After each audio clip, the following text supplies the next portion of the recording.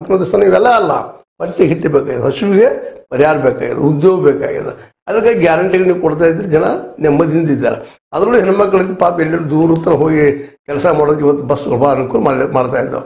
ಮತ್ತು ಅವರು 4 ರೂಪಾಯಿ ಉಳಿತಾ ಇದ್ದಾವೆ. ಅದರಲ್ಲಿ ಮಾರ್ಕೆಟಲ್ಲಿ ಖರ್ಚು ಮಾಡ್ತಾ ಇದ್ದಾರೆ. ಅವರು ಬಸ್ಸಿಗೆ ಕೊಡುವ ಹಣವನ್ನು ಅಥವಾ ಇನ್ನೂರು ಹಣವನ್ನು ಒಂದು 200 ರೂಪಾಯಿಗಳನ್ನ ಮಾರ್ಕೆಟಲ್ಲಿ ಖರ್ಚು ಮಾಡ್ತಾ ಇದ್ದಾರೆ.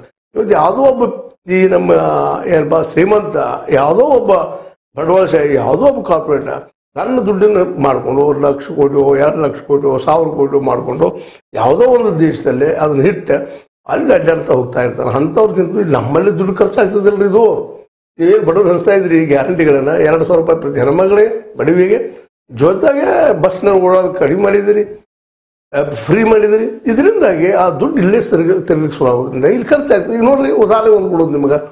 ಇವೊಬ್ಬ ಹೆಣ್ಮಗಳು ಯಾವುದೋ ದೇವಸ್ಥಾನಕ್ಕೆ ಹೋಗ್ಬೇಕು ಅನಿಸ್ತದ, ಇವತ್ತು ಫ್ರೀ ಆಗಿ ಹೋಗಿಬಿಡ್ತಾರೆ. ಹೋದ ತಕ್ಷಣ ಈ ಬಸ್ ಅಷ್ಟು ಫ್ರೀ ಅದ, ಅಲ್ಲೆಲ್ಲ ಫ್ರೀ ಇಲ್ಲ.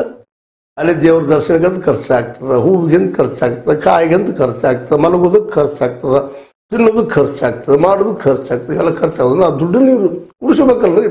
ಹೋಗಿ ಬಸ್ ಚಾರ್ಜ್ ಅಷ್ಟೇ ಉಳಿತು. ಇಲ್ಲೆಲ್ಲ ತುಟ್ಟಿದ ಅದನ್ನು, ಆ ದುಡ್ಡನ್ನ ಕವರೇಜ್ ಮಾಡಿ ಓದ್ಬಿಡ್ತಾರ. ಅದು ಲಾಭ ಆತಿಲ್ರಿ. ಜೊತೆಗೆ ಹೆಣ್ಮಕ್ಳು ಒಬ್ಬರು ಕಳ್ಸಕ್ಕೆ ಆಗೋದಿಲ್ಲ.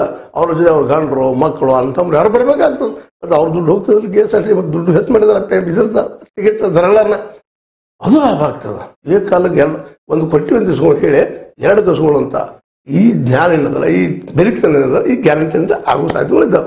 ಮತ್ತು 2,000 ಹೆಣ್ಮಕ್ಳು ಕೊಡೋದು, ಅವರೇನು ಕೆಲಸ ಮಾಡ್ತಾರೆ ಹೆಣ್ಮಕ್ಳು?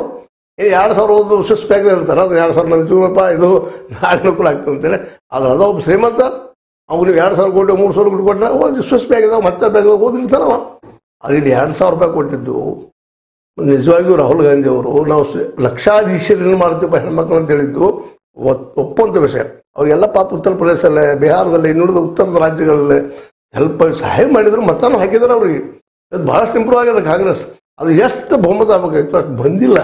ಅದು ದುರ್ದೇವನನ್ನು ಮತ್ತೇನೋ ಆ ಮಾತಾರೆ. ಆದ್ರೆ ಅದರಿಂದಾಗಿ ಆ ದುಡ್ಡು ಇಲ್ಲೇ ದುಡಿತದಲ್ರಿ. ಇವತ್ತು ನಮ್ಮ ಸಿದ್ದರಾಮಯ್ಯ ಕೊಟ್ಟಂಥದ್ದು, ಅಥವಾ ಸಿದ್ದರಾಮಯ್ಯ ಸರ್ಕಾರ ಕೊಟ್ಟಿದ್ದು, ಅಥವಾ ಇವತ್ತು DKC ಆಗಿರ್ಬೋದು, ಸತೀಶ್ ಅವರಾಗಿರ್ಬೋದು, ಇವೆಲ್ಲ ಕೂಡಿ ಏನು ಗ್ಯಾರಂಟಿಗಳನ್ನ ಹೇಳಿ ಕೊಡ್ತಾ ಇದ್ದಲ್ಲ, ಇದು ಜನರಲ್ಲಿ ಹೋಗ್ತದೆ, ಅದು ಖರ್ಚಾಗ್ತದೆ, ಆ ದುಡ್ಡು ಇಲ್ಲಿ ತಿರುಗ್ತದೆ, ಮತ್ತು ನಮಗೆ ಆರ್ಥಿಕ ಅಭಿವೃದ್ಧಿ ಆಗ್ತದೆ.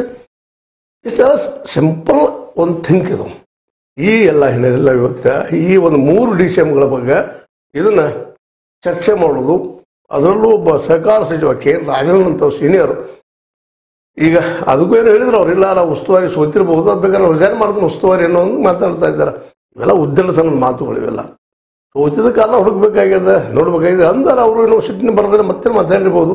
ಆದ್ರೆ ಅದನ್ನು ದೊಡ್ಡ ಇಶ್ಯೂ ಮಾಡಿಕೊಂಡು ನಾ ರಾಜೀನಾಮೆ ಕೊಡೋದು ತಯಾರಿದ್ದೀನಂತೆ ದೊಡ್ಡ ಸ್ಥಾನದ ಮಾತುಗಳು ಮಾತಾಡೋಕ್ಕಿಂತಲೂ ಅದರ ಜೊತೆಗೆ DCM ಮತ್ತೆ ಎಬ್ಬಿಸೋದು ನನಗೈತ್ರಿ ಸಮಸ್ಯೆಗಳನ್ನ. ಮತ್ತು DKC ಅವ್ರು ಈಗಾಗಲೇ ಪಾಪ ತಮ್ಮನ್ನು ಸೋಲಿಸ್ಕೊಂಡು ಸೋತು ಅವ್ರು ಹೋಗಿದ್ದರಿಂದಾಗಿ ಏನೋ ಒಂದು ದುಃಖದಲ್ಲಿದ್ದಾರೆ. ಮತ್ತು ಈಗ ಮೋಸ್ಟ್ ಪ್ರಾಬಬ್ಲಿ ಅವ್ರು ಇದ್ರ ಪೋಸ್ಟ್ಗೆ ಏನೋ ನಮ್ಮ ವಿಶೇಷವಾಗಿ ಮುಖ್ಯಮಂತ್ರಿ ಪೋಸ್ಟ್ಗೆ ಪ್ರಯತ್ನ ಮಾಡಲಿಕ್ಕಿಲ್ಲ. ಬಟ್ ಮನಸ್ಸಲ್ಲಿ ಆಸೆ ಇರೋದು ಯಾರಿಗಿಲ್ಲ. ಈಗ ನಮ್ಮ ಇವ್ರು KN ರಾಜಣ್ಣ ಮುಖ್ಯಮಂತ್ರಿ ಮಾಡ್ತಾರೆ ಅಲ್ಲಿಂತಾರಲ್ಲ, ಅವರಲ್ಲೂ ಐತೆ ಆಸೆ, ನನ್ನಲ್ಲೂ ಅದ. ಅದರ ಪರಿಸ್ಥಿತಿಗಳು, ಅಲ್ಲಿ ಸಿಚುವೇಶನ್, ಜೊತೆಗೆ ಇಲ್ಲಿ ಪ್ರಜಾಪ್ರಭುತ್ವ ಅನೇಕ ಕಾರಣಗಳಾಗ್ತಾವೆ. ಎಲ್ಲ ನೆಲೆಯಲ್ಲಿ ಈಗ ನಮ್ಮ KN ರಾಜಣ್ಣವರು ಈ 3 DCMಗಳು ಮಾಡ್ಬೇಕಂತ ಒತ್ತಾಯ ಶುರು ಮಾಡಿದ್ದಾರೆ. ಇದನ್ನ ಮತ್ತೆ ಜಗಳ ಶುರು ಆಗ್ತದೆ. ಇದನ್ನ ಒಂದು ದೊಡ್ಡ ಇಶ್ಯೂ ಮಾಡ್ತಾರೆ ಅವರು. ನೀವು ಗ್ಯಾರಂಟಿಗಳನ್ನ ಜನಕ್ಕೆ ಕೊಡೋದನ್ನ ಜನಕ್ಕೆ ಮರೆಸಿಬಿಡ್ತಾರೆ. ಮೊದಲು ಇದರ ಯಾರು ನಿಮ್ಗೆ ಎದುರಾಳಿಗಳು ಯಾರು? BJPಗರು. ಅವ್ರ ಬಾಯಿ, ಅವ್ರ ಧ್ವನಿ ಯಾವ ರೀತಿ ಇರ್ತವ್ರಿ. ಅವ್ರು ನಿರಂತರವಾಗಿ ವಿರೋಧ ಪಕ್ಷದ ಕೆಲಸ ಮಾಡ್ಕೊಂಡು ಬಂದವರು. ಅವರು ನೀವು ಒಂದು ಮಾತಾಡಿದ್ರು 4 ಮಾತಾಡ್ತಾರೆ. ಈಗ ನೋಡ್ರಿ, ಇದು ನಮ್ಮ ಸತೀಶ್ ಅವರು ಈ ಒಂದು ಹಿಂದುತ್ವದ ಬಗ್ಗೆ, ಹಿಂದೂ ಶಬ್ದದ ಬಗ್ಗೆ ಮಾತಾಡಿದರು. ನಿಮಗೆ ಗೊತ್ತದ, ಹಿಂದೂ ಶಬ್ದದ ಬಗ್ಗೆ ಮಾತಾಡಿ ಇದು ಅಂಥದ್ದಲ್ಲಪ್ಪ ಅಷ್ಟೇ ಅಂತ ಏನೋ ಮಾತಾಡಿದ್ರು ಪಾಪ ಅವರು. ಒಂದು ಯಾವುದೋ ಒಂದು ಆಧಾರದ ಮೇಲೆ ಅದು ಯಾವ ಪ್ರಮಾಣದಲ್ಲಿ ರಾಷ್ಟ್ರ ಮಟ್ಟದಲ್ಲಿ ಚರ್ಚೆ ಆಯಿತು. ಆ ಸಂದರ್ಭ ಪಾಪ ನಮ್ಮ ಸತೀಶ್ ಅವರ ಮಾತನ್ನ ಮರೆತುಬಿಟ್ಟಂಗೆ ಮಾಡಿಬಿಟ್ರು. ಅಷ್ಟು ತೀವ್ರವಾದ ದಾಳಿ ಮಾಡಿದರು ಈ ಒಂದು RSS ಅವರು ಅಥವಾ ಈ ಒಂದು ನಮ್ಮ BJP ಜನ.